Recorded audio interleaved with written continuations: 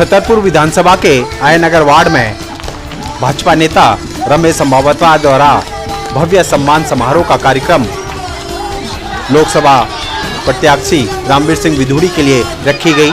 तस्वीरें आप G1 Shimla colony की देख रहे हैं, जहां पर हजारों की संख्या में स्थानीय लोगों ने आकर उनका भव्य स्वागत किया।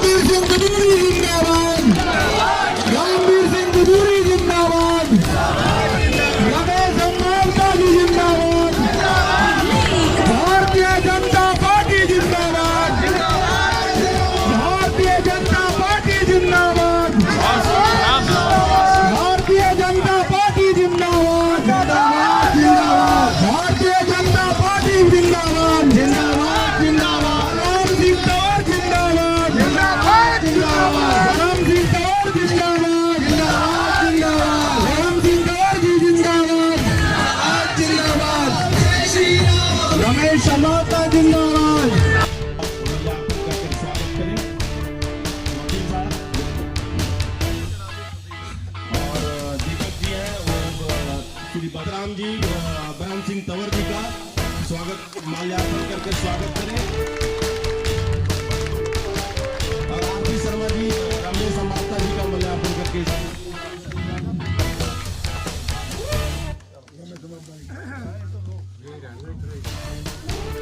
मैं आग्रह करना चाहता हूँ कि अंग वस्त्र देकर के श्री आदरणीय रामदेव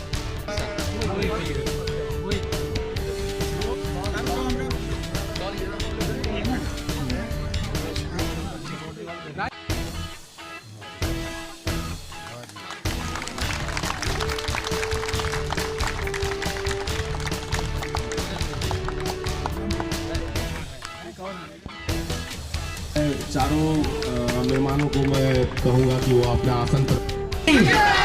भारतीय जनता पार्टी नरेंद्र मोदी रामवीर विधूड़ी रामवीर सिंह विधूड़ी आपकी बार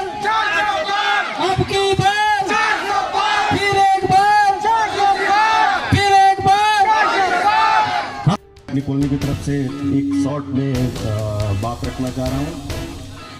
तो सब लोग अपने अपने आसन पर ग्रहण कर लें। मंच पर उपस्थित आदरणीय नेता प्रतिपक्ष श्री रामवीर सिंह विधूड़ी जी और भाजपा प्रत्याशी देख रहे होंगे कि कितनी बड़ी डिमोलिशन वन विभाग द्वारा किया गया है। प्रतिष्ठित यहाँ पर जो लोग हैं सभी लोगों ने हम लोगों ने वहाँ पर अप्रोच किया, लेकिन किसी तरह का ये समस्या का समाधान नहीं निकला। और हम लोगों ने रमेश संभावता जी की अगुवाई में DCF के पास भी गया, लेकिन DCF ने हमें अपनी मीठी बातों में फंसा करके 25 फरवरी को हम लोग जब पहुंचे तो उन्होंने ये आश्वासन दिया कि हम जो है आपके कॉलोनी में कोई तोड़ फोड़ नहीं करेंगे, इस समस्या का निराकरण करेंगे। लेकिन उसके अगले दिन सभी लोग जब ऑफिस चले गए तो वन विभाग का JCB और बुलडोजर लेकर के यहाँ पहुंच गया और करीब 40-50 घरों को तोड़ दिया।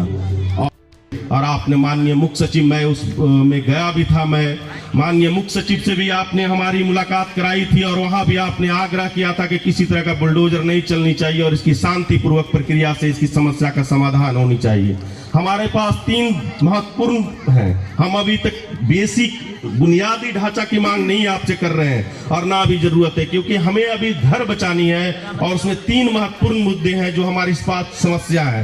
एक, वन विभाग जो हमारे को अतिक्रमित बता रहा है। दूसरा जो है वो PM उदय योजना जो भारत सरकार का एक ड्रीम योजना था, उसका उन्होंने जो मैप में जो एक्ट पास किया है वो 2014 दिसंबर तक के जो कॉलोनी 80% बची हुई है उसको कॉलोनी को पास करने की बात रखी है।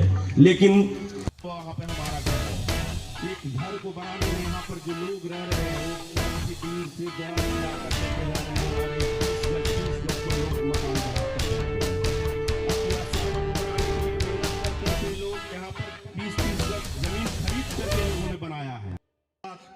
उसकी विरोध और पुलिस प्रशासन के पास आने पर मजबूर किया। इसके कारण उसकी तोड़ फोड़ होती है।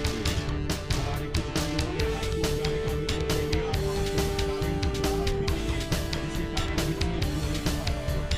दिल्ली देहात की आवाज, दिल्ली के वरिष्ठ नेता, दिल्ली क्या पूरे उत्तर भारत के वरिष्ठ नेता श्री रामवीर सिंह भिदोड़ी जी हमारे बीच, जो 25 मई को चुनाव होने जा रहा है, उसके लिए आप सभी का आशीर्वाद, आप सभी का सहयोग, आप सभी का समर्थन लेने आई है। मैं आप सभी से निवेदन करता हूँ कि 25 मई को, आने वाली 25 मई को श्री रामवीर सिंह भिदोड़ी जी को वोट देकर, कमल का फूल पर बटन दबाकर मोदी जी को तीसरी बार प्रधानमंत्री बनाना है। और मैं ये वादा करता हूँ, जब भी मैंने आप लोगों का आशीर्वाद मांगा है, चाहे वो 2007 हो, 12 हो या 14 या 19 हो, आपने मुझे कभी निराश नहीं किया। और मैं गारंटी लेता हूँ, आप श्री रामवीर सिंह भिदोड़ी जी के कमल के बटन को वोट देकर सफल बनाए, प्रधानमंत्री श्री नरेंद्र मोदी जी को तीसरी बार पुनः प्रधानमंत्री बनाए। मैं वादा करता हूँ, आपके जितने भी माननीय नकुल जी ने जो भी अपने विषय बताए इस कॉलोनी के बारे में, उन सब का मैं वादा करता हूँ हम श्री रामवीर सिंह भिदोड़ी से पूरा कराएंगे जो भी आप लोगों ने। और सारे टेक्निकल है, आपकी हर समस्या में मैं आपके साथ खड़ा हो रहा, तन मन धन से आप सभी के साथ खड़ा रहता, चाहे वो कोर्ट का मैटर हो, चाहे डीसीएफ का मैटर हो, चाहे मंत्री जी के यहाँ हो, साफ तरह से आपके साथ खड़ा था और आगे भी खड़ा रहूंगा। ज्यादा लंबा विषय नहीं खींचूंगा। मैं पुनः आप सभी से पक्की गारंटी देते हैं, जैसे मोदी जी गारंटी देते हैं, ऐसे ही रामवीर सिंह भिदोड़ी जी भी गारंटी आपको देके जाएंगे और उसको पूरी करवाने की जिम्मेदारी हमारी रहेगी, माननीय ब्रह्म सिंह तंवर जी की रहेगी, माननीय बलराम सिंह तंवर जी की रहेगी। हम गारंटी ले रहे हैं, आप 25 मई को श्री रामवीर सिंह भिदोड़ी जी को जिताकर भेजे। बहुत बहुत धन्यवाद आप सभी का। भारत माता की वंदे।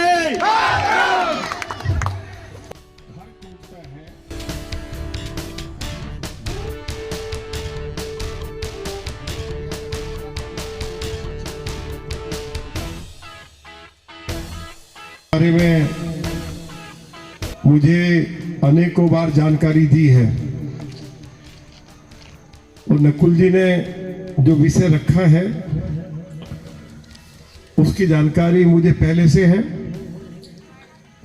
और इस विषय को लेकर दिल्ली के मुख्य सचिव श्री नरेश कुमार जी को मिला था, उसमें नकुल जी भी थे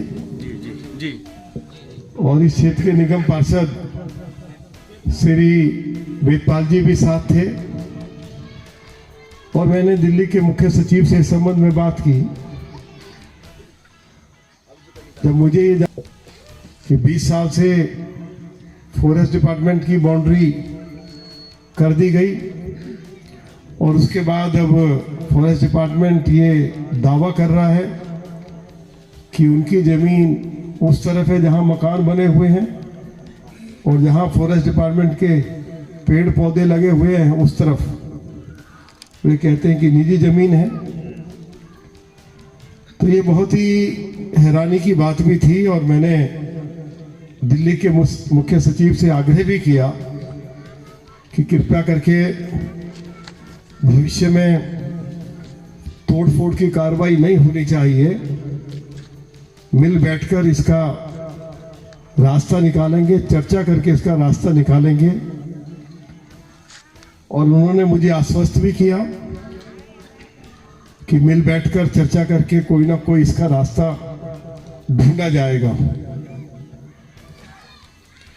उनके साथ यहाँ कोई राजनीतिक बातें नहीं करना चाहता हूं।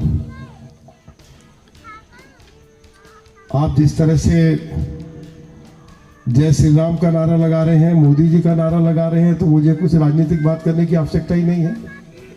उतनी समझ तो मुझे है, अब 53 साल से राजनीति कर रहे हैं। आप सभी मोदी जी के समर्थक हैं और मोदी जी के समर्थक संकट में हो तो ये मेरे लिए भी बहुत ही दुखद है।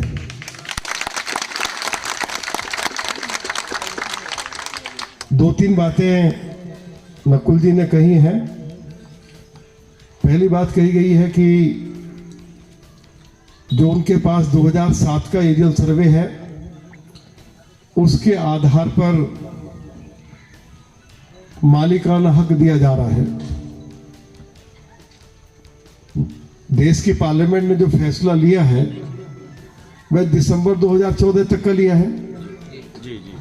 और यदि उनके पास 2014 का पक्के तौर पर एरियल सर्वे होगा। तो पहला मेरा काम ये होगा कि जो 2014 तक जो आबादी जो मकान बने हुए हैं उनको मालिकाना हक मिले। 2007 वाली बात आपने कही है वह चलने वाली नहीं है। देश की पार्लियामेंट ने कानून बनाया है और अधिकारी उसमें कुछ हेरा फेरी कर रहे हैं, गड़बड़ कर रहे हैं, तो फिर रामवीर सिंह बिधूरी किस काम आएगा। तो मेरा काम है कि मैं उसको ठीक करवाऊं। 14 का आपके पास बिजली का कनेक्शन होना चाहिए और यदि बीच में किसी का खाली प्लॉट पड़ा हुआ है तो उसको मालिकाना हक मिलेगा ही मिलेगा। उसको मालिकाना हक दिलवाने की जिम्मेवारी रामवीर सिंह बिधूरी की है, उसको कोई चिंता करने की आपको आवश्यकता नहीं है। और जो ये नई योजना बनाई है प्रधानमंत्री जी ने, पीएम उदय योजना, इसमें जो भी कमियां खामियां रह गई हैं इनको भी हम लोग बैठकर उसको ठीक करवाएंगे। हम फॉरेस्ट डिपार्टमेंट को कब्जा नहीं करने देंगे, ये आप नोट कर लीजिए। और आगे तोड़फोड़ होने नहीं देंगे, बैठ के रास्ता निकालेंगे। अरे अपने दिल और दिमाग से ये चिंता निकाल दें कि अब आगे किसी तरह की तोड़फोड़ होने वाली है। ये तो बिल्कुल आप इस बारे में कभी कोई टेंशन लेने की आपको आवश्यकता नहीं। एक बात जो आपने और फॉरेस्ट की लैंड से बगैर किसी के मकान तोड़े अगर मास्टर प्लान की सड़क बनाई जा सकती है तो फिर वही कदम उठाना चाहिए। अब वन डिपार्टमेंट, फॉरेस्ट डिपार्टमेंट तो मोदी जी की सरकार के पास नहीं है, केजरीवाल जी की सरकार के पास है। किसके पास है? केजरीवाल के पास। केजरीवाल जी की सरकार के पास है। फॉरेस्ट डिपार्टमेंट उनके पास है। लेकिन इसका मतलब यह नहीं है कि हम ये कह के बच के निकल जाएंगे कि फॉरेस्ट डिपार्टमेंट केजरीवाल सरकार के पास है। उनके पास है, उनके द्वारा कोई कार्रवाई या कोई कदम आपको बचाने के लिए नहीं उठाया गया, एक अलग विषय हो सकता है। लेकिन जिस स्तर पर हमने बात की है उसके ऊपर भी अगर बात करने की आवश्यकता होगी तो हम जरूर बात करेंगे। केंद्र में भी मोदी जी की सरकार है, सरकार आज भी है, कल भी होगी आपके आशीर्वाद से। और ये जो दिल्ली की सरकार है या दिल्ली नगर निगम है, इनके ऊपर भी जल्दी ही केंद्र सरकार का कंट्रोल होगा, ये मैं आज आपको बता के जा रहा हूं। और ये जो रोज का रोना धोना है अरविंद केजरीवाल का, मुझे एलजी काम नहीं करने देते, मुझे मोदी जी काम नहीं करने देते, मुझे केंद्र सरकार काम नहीं करने देती, मुझे भाजपा काम नहीं करने देती, तो ये रोना धोना कभी बंद होगा या नहीं होगा? बंद करना चाहिए, नहीं करना चाहिए? तो हम इसको बंद करेंगे। और आप लोग कष्ट में हैं, संकट में हैं, ये मेरा धर्म हो जाता है कि मैं आपको इस संकट से निकालूं। और ये आज आपको मैं वचन देकर जा रहा हूं कि मैं आपको संकट से बाहर करूंगा। ये मैं आपको कमिटमेंट करके जा रहा हूं। आप वो किसको देंगे किसको नहीं देंगे आज ये विषय ही नहीं है। विषय है कि आपके साथ शासन प्रशासन ने नाइंसाफी की है, बदमाशी की है। इससे बड़ी बदमाशी और नाइंसाफी दूसरी हो नहीं सकती कि 20-20 साल पुराने मकान उनकी बाउंड्री हो गई है फॉरेस्ट की लैंड की, और इस तरह से बुलडोजर चलाना मेरे लिए तो ये बहुत ही दुखद घटना है। और अंत में मैं आपको फिर एक बार ये वायदा करते हुए कि कोई आगे मकान टूटेगा नहीं, मालिकाना हक आपको मिले, नागरिक सुविधाएं आपको सब उपलब्ध हों, ये सब कुछ हम भविष्य में आपके क्षेत्र के लिए करेंगे। ये मैं आपको वचन देकर जा रहा हूं। आप मुझे बताइए, हमारे लोग कष्ट में हैं और यदि लोग कष्ट में हैं तो मैं जरूर उनसे मिलने के लिए जाऊंगा और उनकी जो भी समस्या है उसके समाधान के लिए हर संभव प्रयास किया जाएगा। लोगों के मकान तोड़ दिए जाए, लोगों को पीने का पानी नहीं मिल रहा है। किसी भी क्षेत्र में जब मैं जाता हूं तो लोगों की यही शिकायत है कि बच्चों के लिए खेल का मैदान नहीं है, कोई पार्क नहीं है, कोई बारात घर नहीं है, कोई कॉम्पिटिशन सेंटर नहीं है, सड़कें टूटी पड़ी है। तो हर क्षेत्र की यही शिकायत है। और आइया नगर के तो एक पार्ट में कुछ मकान तोड़े गए हैं।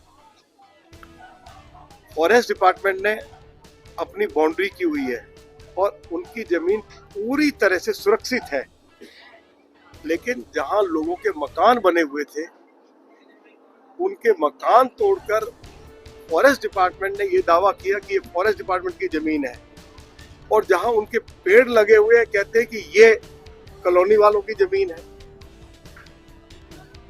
ये जो बड़ी भारी नाइंसाफी उन लोगों के साथ हुई है, मैंने इस संबंध में दिल्ली के मुख्य सचिव महोदय से बात की है और ये आग्रह भी किया है कि आगे कोई तोड़फोड़ होगी नहीं। कॉलोनी वासियों के साथ बैठकर चर्चा कर उसका रास्ता निकाला जाएगा, ये मैंने उनको एश्योर किया है। और जब मैं दिल्ली के चीफ सेक्रेटरी को मिलने गया था तो कॉलोनी के लोग भी मेरे साथ थे। उन्हीं के सामने ही मैंने दिल्ली के चीफ सेक्रेटरी से बात की और मैंने वायदा भी किया है कि हम आगे कोई मकान तोड़ने नहीं देंगे। गरीब आदमी है बेचारे, उनकी जीवन भर की जो मेहनत की कमाई होती है, कैसे कैसे वो लोग अपने लिए घर बनाते हैं और उसके बाद दिल्ली सरकार, केजरीवाल की सरकार उनके घरों को तोड़ दे। मैं उसकी कड़ी निंदा करता हूँ और भविष्य में मेरी जिम्मेवारी हो जाती है कि मैं आगे इस तरह की कार्रवाई करने की किसी कीमत पर भी दिल्ली सरकार को और उनके अधिकारियों को अनुमति नहीं दूंगा। साथ केवल खड़ा नहीं हूं बल्कि आपके साथ न्याय करवाने का वायदा करके जा रहा हूं।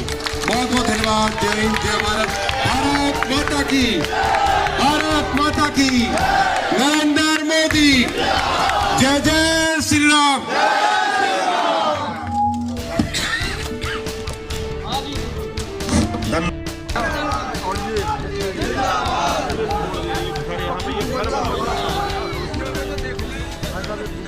आज छतरपुर विधानसभा में 3 जगह श्री रामवीर सिंह भिदोड़ी जी का सम्मान समारोह कराया और जनता का इतना आशीर्वाद, इतना समर्थन, इतना मिल रहा है, जो देखने को मिल रहा है, तो ऐसा लग रहा है कि भाई एक तरफा चुनाव है भाजपा के पक्ष में। जो समस्याएं हैं आपके क्षेत्र की, कितना भरोसा है कि ये अगर जीत पे आएंगे तो करेंगे? देखो, रामवीर जी भिदोड़ी जी का नाम ही काफी है, क्योंकि उन्होंने 53 साल से राजनीति कर रहे हैं और हमारा हो रहा, जब भी हम रामवीर सिंह भिदोड़ी जी के, चाहे वो हमारे क्षेत्र का प्रतिनिधित्व किया या नहीं किया, लेकिन तब कभी भी इस क्षेत्र का, किसी भी क्षेत्र का कोई भी जाता है, कोई भी नागरिक जाता है तो उसको सबको सम्मान मिलता है और काम करते हैं। तो इसलिए रामवीर सिंह भिदोड़ी जी पे पूरा भरोसा है इस छतरपुर विधानसभा की जनता का कि वो भारी बहुमत से जीत के जाएंगे और काम भी करेंगे, क्योंकि वो काम करने के मामले में ही जाने जाते हैं। वो काम करते हैं, विकास पुरुष है, अपने क्षेत्र का प्रयास जो काम किया उन्होंने, डेवलपमेंट किया, उसको भी उदाहरण माना हुआ। या किसी भी विधानसभा से कोई भी जाता किसी भी काम को लेकर तो तह तक जाते हैं और काम करते हैं। ठीक।